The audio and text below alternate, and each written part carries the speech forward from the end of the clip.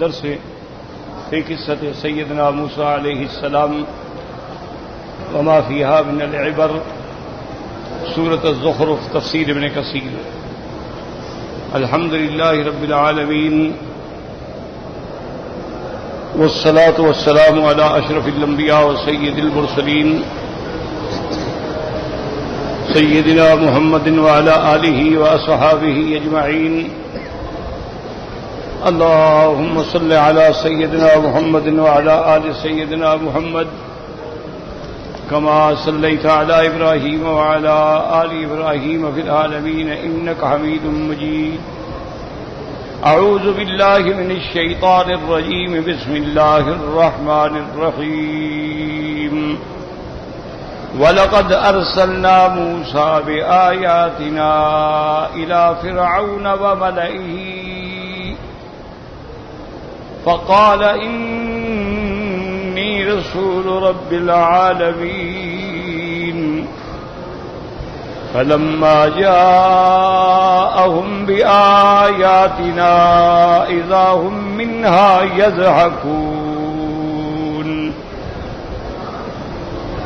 وَمَا نُرِيهِمْ مِنْ آيَةٍ إِلَّا هِيَ أَكْبَرُ مِنْ أُخْتِهَا وَأَخَذْنَاهُمْ بِالْعَذَابِ لَعَلَّهُمْ يَرْجِعُونَ. وَقَالُوا يَا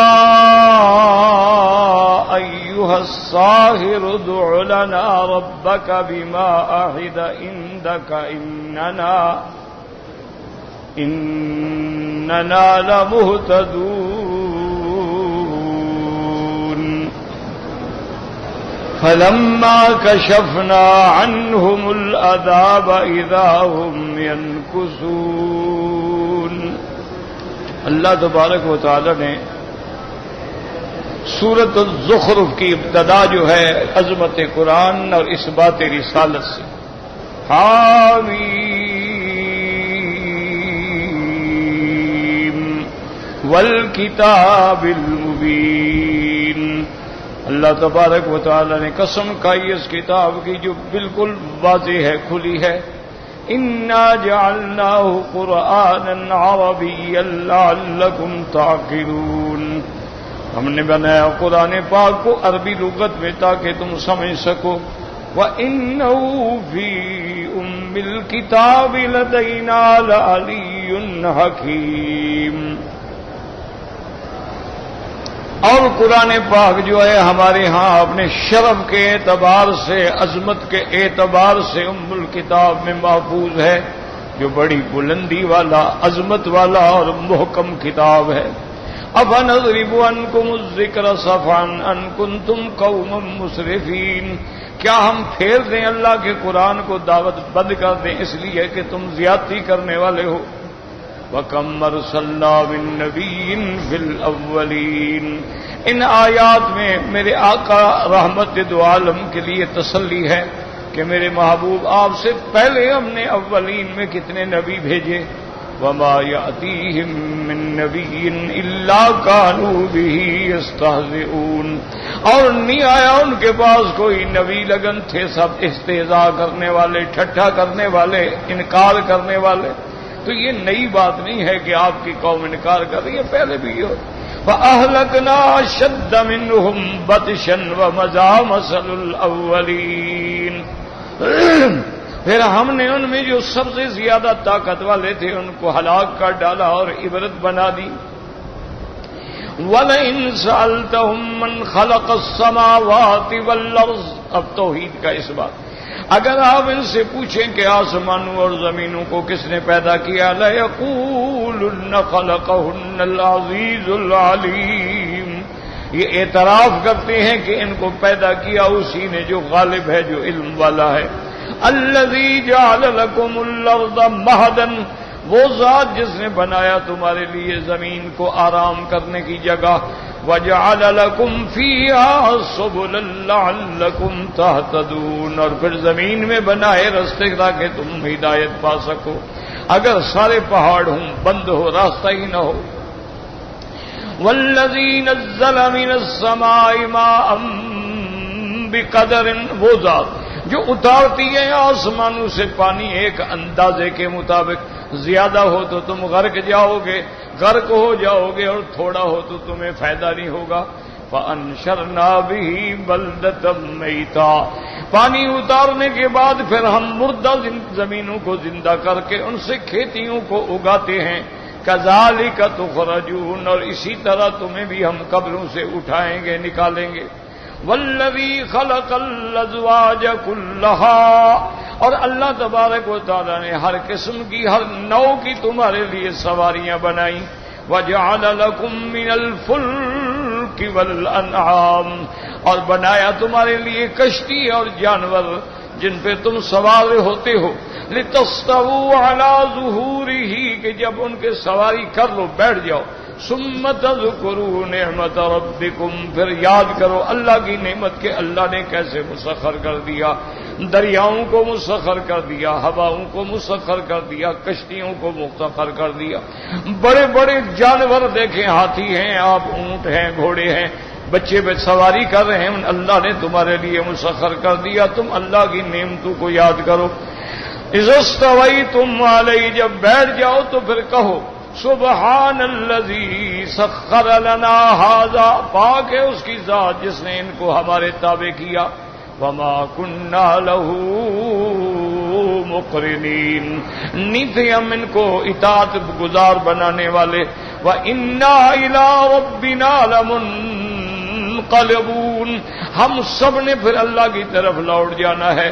جب آدمی سفر پہ جاتا ہے واپس آتا ہے تو یاد کرو یہ دنیا بھی سفر ہے، ایک دن ہم نے اپنے اصل گھر کی طرف، آخرت کی طرف لوٹ جانا ہے۔ اب اس کے بعد اللہ تبارک و تعالی نے مشرکین کے احوال اور مشرکین کے عقائد باطلہ کا ذکر فرماتی ہیں۔ وَجَعَلُوا لَهُ مِنْ عِبَادِهِ جُزْءًا، یہ ایسے ظالم ہیں کہ اللہ کے بندوں میں سے اللہ کے لیے انہوں نے اولاد بنائی۔ جز کا معنی اولاد، چونکہ ہر اولاد اپنے ماں باپ کی جز ہوتی۔ ان الانسان لکفور مبین، انسان کھلا ناشکرا ہے کہ بجائے اللہ کی توحید کے اقرار کرنے کے اللہ کے لیے اولادیں بنا۔ ام اتخذ مما یخلق بنات واصفاکم بالبنین، کیا وہ ذات جو سب کو پیدا کرنے والی ہے اپنے لیے تو لڑکیاں اور تمہارے لیے لڑکے۔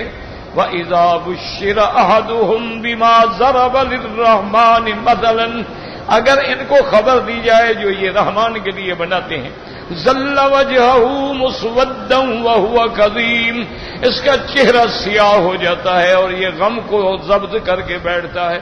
کیوں؟ اپنی لڑکی پیدا ہو تو غم کرتے ہو، اور پھر لڑکیوں کو اللہ کی طرف نسبت کرتے ہو کہ اللہ کی لڑکی ہے۔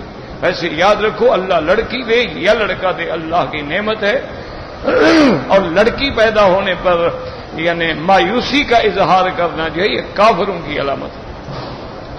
اَوَمَن يُنَشَّأُ فِي الْحِلْيَةِ، اللہ نے فرمایا میرے لیے وہی اولاد بنا رہے ہو جس کی زندگی کا اپنے زیوروں میں گزرتی ہے۔ وَهُوَ فِي الْخِصَامِ غَيْرُ مُبِينٍ، اور اگر کوئی مقابلے کی بات ہو تو وہ کھل کے واضح بات بھی نہیں کر سکتی۔ وَجَعَلُوا الْمَلَائِكَةَ الَّذِينَ هُمْ عِبَادُ الرَّحْمَٰنِ إِنَاثًا، اور دوسرا جرم یہ کیا کہ فرشتے جو اللہ کے بندے ہیں ان کو لڑکیاں بنا ڈالا۔ اشہدوا خلقہم، جب ہم نے فرشتوں کو پیدا کیا تو تم دیکھ رہے تھے۔ ستکتب شہادتہم ویسألون، تمہارا جو کہہ رہے ہو یہ لکھا جائے گا اور پھر قیامت میں ہم اس کا حساب لیں گے۔ اب کافر ایک اور بہانہ بناتے تھے، وَقَالُوا لَوْ شَاءَ الرَّحْمَٰنُ مَا عَبَدْنَاهُمْ، اگر اللہ چاہتا تو ہم ان کی عبادت نہ کرتے، تو اگر ہم کر رہے ہیں اس کا معنی اللہ راضی ہے اس بات، تو یہ جہالت ہے۔ اس لیے اللہ نے فرمایا مَا لَهُمْ بِذَٰلِكَ مِنْ عِلْمٍ، کوئی علم نہیں ان کے پاس۔ إِنْ هُمْ إِلَّا يَخْرُصُونَ، یہ ایسے جاہلیت سے باتیں گھڑتے ہیں۔ اگر اللہ راضی ہوتا تو پیغمبر کیوں بھیجتا، کتابیں کیوں اتارتا، ہدایت کیوں کرتا، توحید پہ دلائل کیوں دیتا۔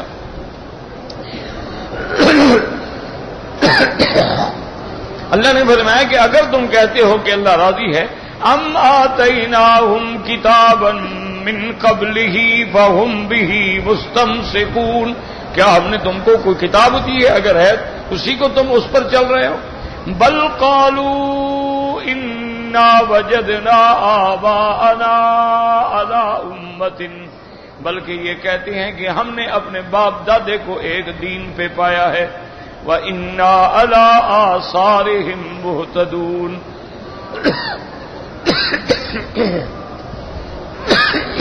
اور ہم انہی کے طریقے پہ چلنے والے ہیں.